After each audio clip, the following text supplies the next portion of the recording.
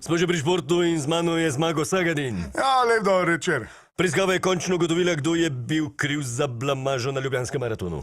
Ja, tako je. Potem, ko so trije vodilni kenijski tekači dobra 2 kilometra pred ciljem skupaj s policijskim vozilom zavili v napačno smer, so prevajalci in fonetiki končno razvozlali, kaj so organizatorjem povedali o peharini Kenici. To ni fer. Kaj? To ni fer, no. Kaj ni fer? Noben nam ni povedal, da moramo biti pač vse kot tečemo. Amor jaz.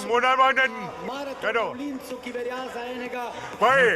Kaj je? Daj se mi umaknem, ko balatiraš. Nimamo mi pač vse kot tečemo. Drugače imam pasuš. Pasuš imam ja sabo, samo ne tle. Tega nimam. Ne. Pa nimam pasuša. Mam pasuša tamo, kada dobi za kaputu. Tam je pasuš. Ne. Kada ga nimam. Mam pasuš. Pasuš mam, kada ga nimam. Ja, jaz ga imam, no. Ej, uklenka me ne poslušata. Kaj je bilo? Prvi so nas v ulicu, ko smo lapali. Koga so zaparali? Koga?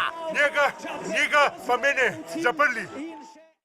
Z Ministrstva za notranje zadeve so poslali kratko sporočilo, v katerem se opravičujejo za incident in škodo, ki so jo naredili Ljubljanskemu maratonu. Priznavajo, da so policisti kenijske tekače res zamenjali za afriške migrante. Patrulja je bila prepričana, da bežijo, ne pa lovijo rekord maratona. Eden najboljših nogometašev na svetu, Zlatan Ibrahimović, naj bi v zimskem prestopnem roku podpisal za Radomlje.